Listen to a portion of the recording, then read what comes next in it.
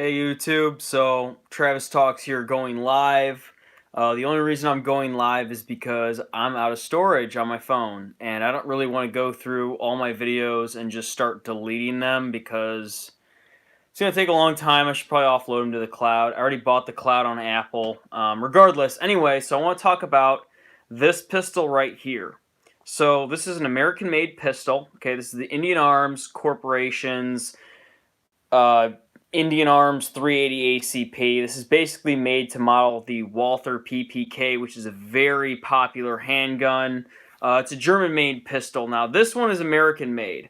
There's a lot of history behind this beautiful gun, and I'm going to talk about how to disassemble it as well. I'm really going to talk about what this gun is because, during the 1970s, prior to that, this gun came out in German hands. So the Nazis had a hand in this in the Walther PPK.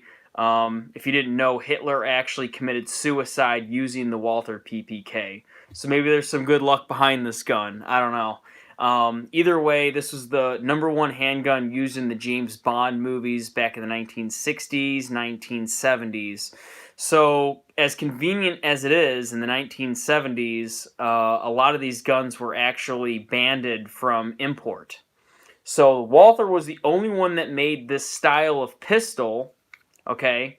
And then in the 1970s, the US government said no more importing of this size type weapon because it's concealable. Well, isn't that convenient because James Bond movies were like huge and very popular. So everybody wanted the tuxedo gun, right? Everybody wanted the sexy, sleek pistol that they could just slip in their waistband and then use it for whatever. So this type of gun was manufactured in the U.S. to compensate for those imports that weren't able to be made. So Walther's stocks, of, as you could imagine, shot up through the roof, and they were making a killing on every single sale to the U.S. But the U.S. enterprise system that we have, capitalism, is great. A lot of small companies started making their own version of the Walther PPK to a T.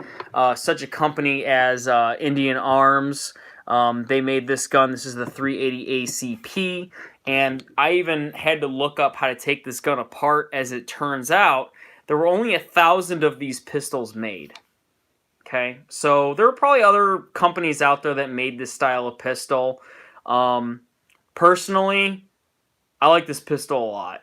I think it's really cool. I mean, the fit in the hand is perfect for me. I'm a small guy, so like this thing just fits right in the hand. Shooting it, it's very accurate. This is a fixed barrel system, and I'll show you what that looks like when I disassemble it. However, it's very accurate in the 380 ACP, but you want to go ahead and go with a larger grain, more power to the punch, if you will, in the bullet. I shot different ones, and like the average grain was just a little bit off, especially when I shot it at the range. But when I went up to the higher grain 380 ACPs, this thing was right on the mark. No doubt, this is the James Bond gun, so it's very sexy. It does come with 2 magazines that I have. This one does have the extended magazine on it. The other one is the flush.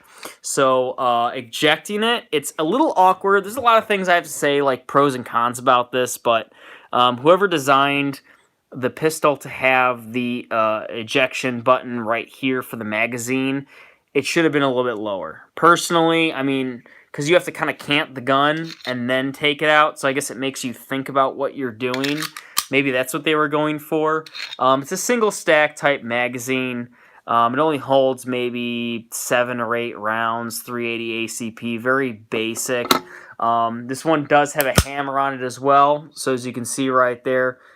This gun is cleared, by the way, so if you just pull the trigger, it's very light, very easy to shoot. You barely even notice the recoil.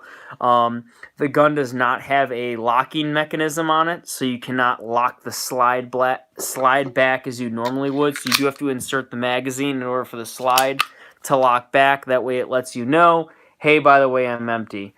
So with a lot of modern day pistols, the ejection cover is cut out a lot more. That way it ensures that the casing that is spent is spun out more to the right. So with this one, it does have kind of that CZ style on the top where it's a little cutout. I didn't have any problem with it jamming, anything like that. However, I have heard that sometimes mechanically it can do that. Hard to say. Either way, it's got some kick to it. This thing kicks like a MFer. Even for the caliber size of 380 ACP, you definitely feel it with the heavier type round with the more powder behind it, the heavier projectile. So it's something to keep in mind. But anyway, to take this thing apart, so it's a lot like the Walther PPK as I looked it up, because there's no slide lock, right? And like most pistols have that slide lock. So what you have to do is have the magazine inserted, okay? So it only works if you insert the magazine and you have the slide lock to the rear. Now this is the hard part because you don't want to depress the trigger. So you want to keep the trigger where it is. So what you have to do is if you want to release the magazine, and then what you have to do, this is the careful part because you don't want to pull that trigger, you have to pull this, okay? So prior to me cleaning this for the first time, that was actually really hard to do because it hasn't been cleaned in a while. So you got to depress this, and what you want to do is you pull back, up, and out, okay? Just like that. That was, I know, it was a little weird. I'll do it again, okay? But you have to pull back, it'll click, and then you lift up. You'll feel it lift, and then you have to pull out with it, okay? So that's how you disassemble this pistol. So again, if I can just kind of, as you can see how it kind of like locks into place right there, but it won't go down. So you have to have this trigger guard all the way. Back, and then down. Watch your hands on this because it does have sharp edges. It can cut you. Okay, so again, what I did was I put my palm up against the pistol grip, and I kept my trigger finger right here, okay? And I lifted up on the trigger guard, okay? And I kept my finger just slightly above the trigger. Try not to touch the trigger. I just go like a little bit below it, and then you rack it, and then it comes right off. Okay? That's very, I know it took me a while too, but I'm field stripping this sucker. So once that's done, all you have to do, if you want to, is you can just take the spring out. Okay? So this is a long spring. It goes inside here. All you gotta do is pull it off, and it comes off. Okay? So there's the spring. It just came out. You want to keep in mind that it goes from narrow to fat. The narrow goes on the barrel, okay, inside the actual barrel mechanism that it has. So I just kind of, I lubed it up, and I just kind of twisted it on there because it's kind of hard to get. But if you go the other way, you know for a fact, like here's how you know you're doing it wrong. If you go this way, where it's the fat end, it only goes so far, okay? It won't allow you to go into the barrel sleeve, because if you look in here, okay, in there, there's a way for the spring to actually go inside of it. All right. So what I do is I just kind of, I know this gun is empty, but I'm just kind of using my hand to just, like this is like, it's a beautiful gun. Don't get me wrong, but it's like such a weird design. The rest of these parts, so you want to be careful because like this part right here, it kind of moves. Now, we're only field stripping this pistol. We're not taking it completely apart. I don't want to do that. It's going to make a lot more of a headache than it has to be. There's a lot of intricacies to this. And not to mention, if I pull this handguard off, by the way, with just a flathead screwdriver, you'll really get to see what's inside the magazine well. And there's a lot going on in there. I'm not going to do that for this class. However, if you want to, all you gotta do, flathead screwdriver, unscrew it lefty-loosey, righty-tighty. So you want to turn to the left to undo it. Take off the back, the front strap, the back strap. It comes off. You'll see inside the magazine well and all the intricacies in there. For the purpose of this video, keeping it short, that's all you really have to know. If I were you, I would definitely lube up anything within this trigger mechanism right here. I would make sure to scrub out the magazine well. I would definitely clean the spring individually. I would try to get in here as best you can. It's kind of hard to do. I did polish the bore as well. It's a very short bore, probably like 4 inches, 3.5 if even. And I made sure to get some work in here. Okay, and definitely in here as well along the slide. Again, when I was first taking this gun apart, it hasn't been cleaned in a while. Now that I've cleaned it, it does come apart a lot smoother, okay? So just kind of check it out. This gun's beautiful. It's a really interesting design. Again, it shoots really well. It does have some kick to it, but the accuracy is there if you use the right caliber. And just the actual slide. Just check this out, okay? We all are very familiar with how a lot of these slides work. It's got the regular, where the hammer falls right there. Putting it back together, same way. It only goes one way. It's dummy proof, so you could sit here and try to bang rocks all day. It's not going to matter. You have to do a certain way. Watch your finger doing that, by the way.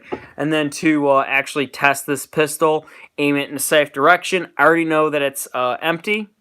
Pull the trigger. Okay? Recycle it if you have to. Just check it. Pull the trigger. There is a safety on this as well. So if I wanted to recycle it, okay? Trigger safety on. Pull the trigger. Nothing should happen. Okay, now the safety is off, so it's ready to go. Click it back to the single action. Pull the trigger. Nothing should happen besides it falling because there's nothing inside the chamber.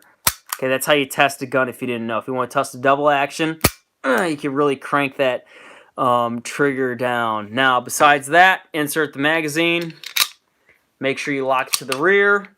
It should fall back into its empty ejection setting. Okay, so this is how you properly take apart this pistol.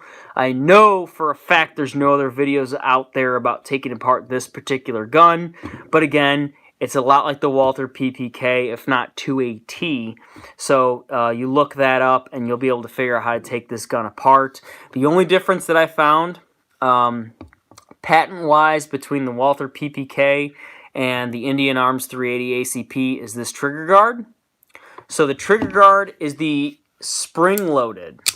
So if you let it go, it goes. Now for the Walther PPK, apparently if you hold it back, it locks into place, which is a lot easier for disassembly, so you don't have to do some awkward hold it and then try to pull it apart.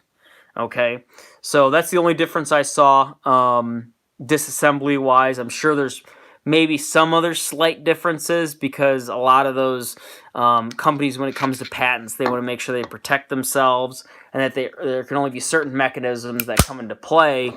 But besides that, I'm sure people who own this gun, including people who may own this gun right now or about to in the future, are like, how do I take this thing apart? Now you know. Okay, so again, welcome to Travis Talks. This is another video made by me. I will be making other videos. If you have any requests, comments, questions, put them down below. I'm always willing to answer them and or talk to you. So best of luck to all of you. Have a good night. Thanks.